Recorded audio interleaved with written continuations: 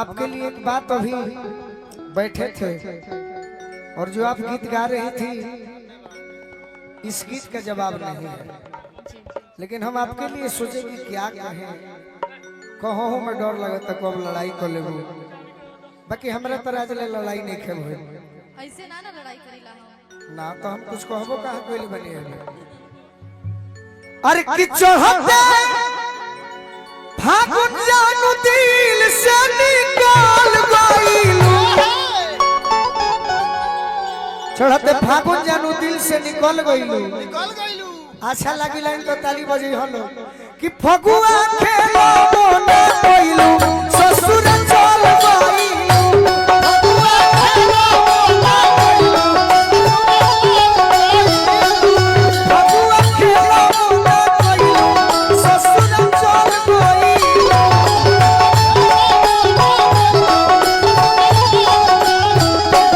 अपना बगला के संगे तू तो छल गइलू,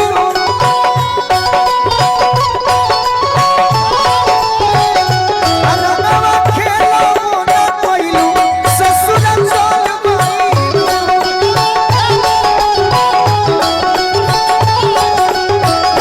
अरनवा खेलो मोने गइलू ससुर चल गइलू।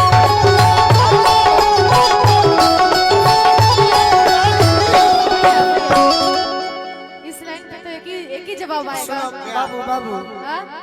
जब तहार गीत पूरा सुनने बनी तो हमरो सुन लग अच्छा लाइन अच्छा हुई ठीक बा ठीक बा। कि भीतरे भीतर सारा खेल गइलू खेला,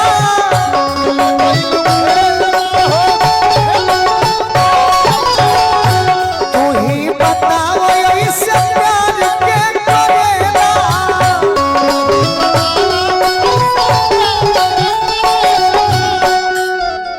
कि भीतरे भीतर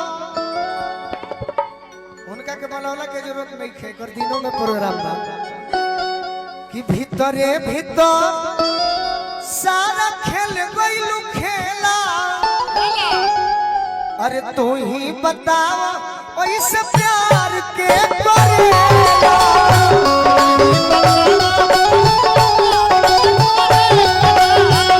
तू ही बताओ ऐसे प्यार के करेला।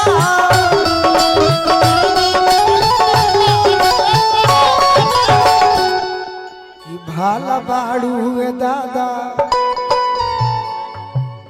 कि भाला बाड़ू ए दादा, तू तो भाल कइलू, भाला बाड़ू ए दादा तू तो भाल कइलू,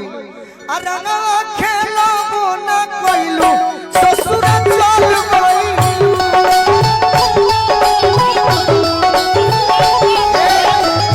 नेहा जी, जेकरा से प्रेम होला नु आ जेकरा के हम मानने नहीं चाहे रौरा मानत होखो, हाँ जी हम रौरा के माने नहीं तब कहतन ये भाई एगो बात सुनबो लो, हाला क के कहलो होली के महीना होखे, अरे कि सोइया जी से खूबे खूबे लगावत होई बुझो के, आ गोलू इहा बैठल बारे बोतल खोली रोम के,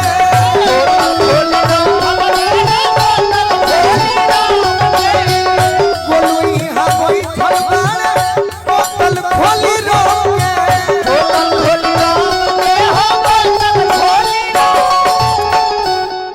कि सोनू संग दिल खाती अपना बदल गइलू। अरे हो जाई हाँ जी अरनवा खेलो मोना गइलू ससुर चल गइलू,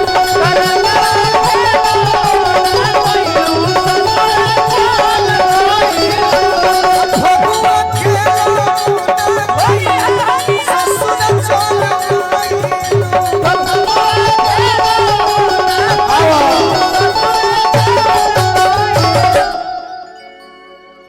रंगवा खेलबो ना कइलू ससुर चल गइलू। जवाब दो ये हम रौरा रीड से गावत नहीं, बाकी अच्छा बात संभर जाई। बिल्कुल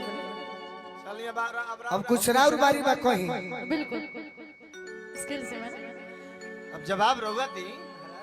के बोला था हम कहत नहीं केहू निमने आदमी नु कही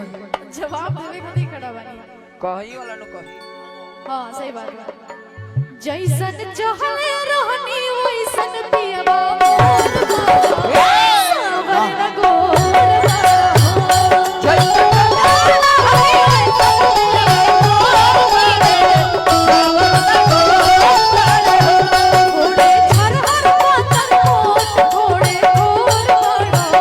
सावर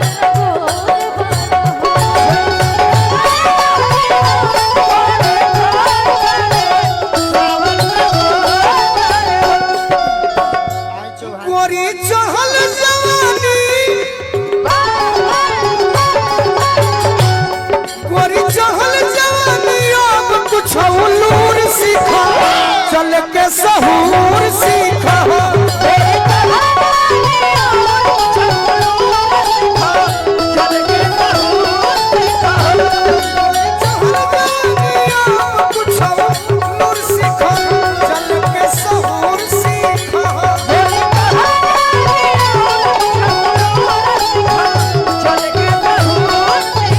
भैया भैया ए भैया चला तपेश्वर भाई विजेंद्र की बड़ा नीक लागेला बड़ा नीक बोले बड़ा नीक लागेला बड़ा नीक बोले जब से ले आइल बाड़ा घर डोलिया जब से ले आइल बाड़ा इसके थोड़ा ऊपर है थोड़ा सा हम चाहते हैं कि थोड़ा सा आप आधा कर लीजिए आधा कर लीजिए हाफ कर दीजिए डी डी डी माने ई कौन है ये एफ सर पर डी ई कलो ये कर लीजिए ये ए देखिए भाई हमरा उतना बुझाला ना हो एफ ई जे अरे हमरो ना बुझाला सब तो यही देख के सीख रहे हैं ये बुझाता अजेट देखिए ऐसा की ठोक बड़ा नीक लागेला डी ना डी शार्प रखो डी शार्प रखो ताकि हो गा सको हां जी गावे को हम गा ले ना कि मान लो कि कोनो गाना याद आ जाएगा बड़ा जाए इनका सब तो दिक्कत होई ना इनका सब पूछो ना ये बताओ तड़े इजेट से गावे ले डी शार्प रखो डी शार्प जेड से गावे ले जेड से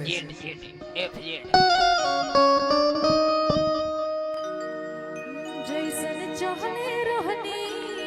ठीक बा हमरो हो जाए बड़ा नीक लागेला कलम जी के बोलिया बड़ा नीक लागेला भैया को भी थोड़ी डी शार्प में आने दीजिए ए बाबा आधे पे बजाई ना कौन बनेजा ए जब पदम श्री बताता ठीक है बड़ा नीक लागेला कलम जी के बोलिया बड़ा नीक लागेला कलम जी के बोलिया जब से ले आइल बड़ा अपन घर डोलिया जब से ले आइल बड़ा अपन घर जैसन चाहने रहनी जैसन चाहने रहनी वैसन पियबा सावर न गो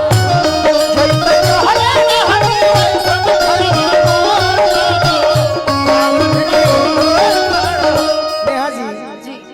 एगो गाना रहे बाबा औ गीत सभे सुनने बाई गारी गीत हो हां जी अरे किन्ने हा खइबू न पियबू मोटइबू कैसे कैसे हालांकि मुझे गाली गीत नहीं आता आपको आता अरे हम गाली नहीं गा रहे हैं उसका लय पर दूसरा गीत गा रहे हैं ठीक हां है जी अब पहले ही टोक देते हैं नहीं नहीं मुझे नहीं आता यही नहीं तो पहले चढ़ाते हैं ई गाड़ी ना हो वो तो ही खातिर रुकल वालो नहीं मैं मुझे वो आता नहीं इसीलिए मैं पहले हम बता गाली नहीं गा रहे हैं गाना हो आपके हम प्यार के बारे में चर्चा सुने जी कि आप कैसे कैसे कलाकारों का सम्मान करती हो ओहो तो हम सुने हां जी ए भाई खान जी अरे किन्ने हा अलुआ के संगे परोरा बेचे कसा बाजार में जाली क्या बात है अलुआ के संगे परोरा बेचेली हां हां परोरा बुझे नी करिया होला सब्जी तो परवा परवर कड़िया होला तार किन्ने है अलुआ के संगे परोरा बेचे आई अपना बेटन के बैठी बैठी कोरा बेचे